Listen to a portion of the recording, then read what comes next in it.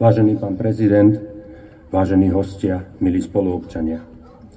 Dnes opäť po 80 rokoch sa stretávame tu pri našom pamätníku, aby sme si uctili obete, ktoré prišli o svoje životy v tých tragických chvíľach našej histórie, aby sme si pripomenuli udalosť, ktorá sa navždy zapísala do dejín našej obce ako krvavá nedeľa. V tú nedeľu 21. januára 1945 skoro ráno časť protipartizánskej jednotky Edelweiss spolu s oddielmi nemeckej domobrany vtrhli na nákladných autách a obrnených transportéroch do našej obce. Začali vyháňať z domov civilné obyvateľstvo, ktoré zhromažďovali na dvore Izidora Debnára. Ten patril spolu so svojou rodinou prvým obetiam masakry, ktorá nasledovala. U Debnára v dome, v izbe, v kuchyni a na dvore na cesti povražili celkovo 64 civilistov, vrátane 26 žien a 12 detí, pričom najmladšia obeť mala iba 14 mesiacov. Dnes sa po 80 rokoch stretávame presne na tom mieste. Na mieste, kde teraz stojíme, stál vtedy dom Izidora Debnára. Presne tu sa odohrávali tie strašné chvíle. Následne sa smrtiace komando presunulo do susednej obce Kľak, kde našlo smrť ďalších 84 nevinných ľudí. Obe obce na výstrahu a pre pomoc partizánom vypálili. Historici sa zhodujú v názore, že spôsobom vykonania sa jedná o jeden z najbrutálnejších vojnových zločinov spáchaných na území Slovenska. Pre väčšinu mladších bol ešte donedávna rozsah týchto hrôz niečím nepredstaviteľným. Niečím, čo presahuje náš osobný život aj našu predstavivosť. Mysliac si, že vojna je niečo, čo sa už nikdy nemôže byť, čo sa nás netýka. A zrazu vidíme, že vojna, aj tá naozajstná, je už takmer 3 roky tu pri nás, u susedov, ďalšia v pásme Gazy.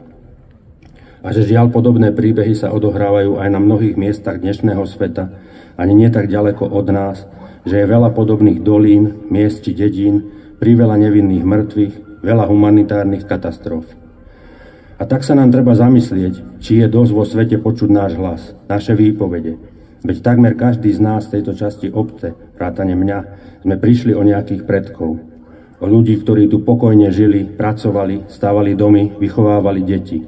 O živote, ktorých rozhodli územné a ideologické ambície veľmocí, povzbudzovanie a pripomínanie starých krívd a nepriateľstiev, hospodárska kríža, náboženská či rasová neznášanlivosť.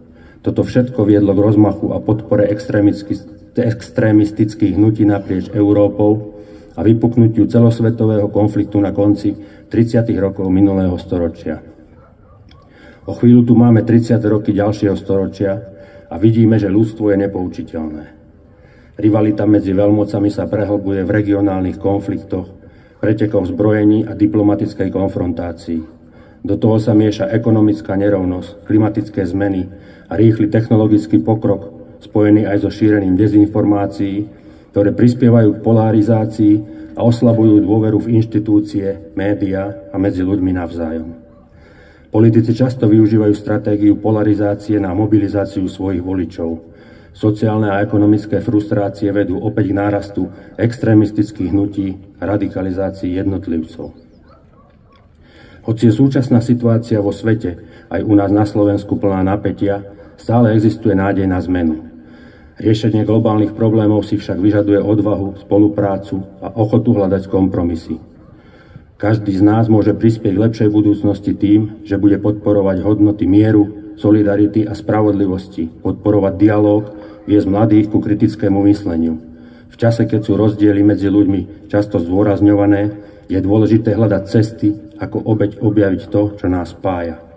Ako príklad toho, že aj my sa o to snažíme, je účasť starostov podobne postihnutých družobných obcí Skýcov a Tokají tu dnes medzi nami.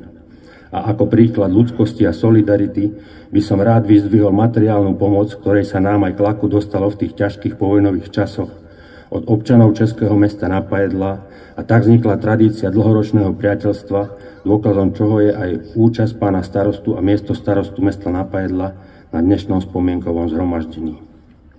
Na záver zdávam úctu všetkým, ktorí tu položili svoje životy, aj tým, ktorí prežili a už nie sú medzi nami.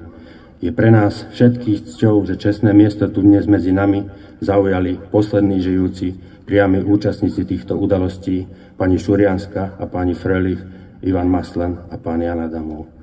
Ďakujem za pozornosť.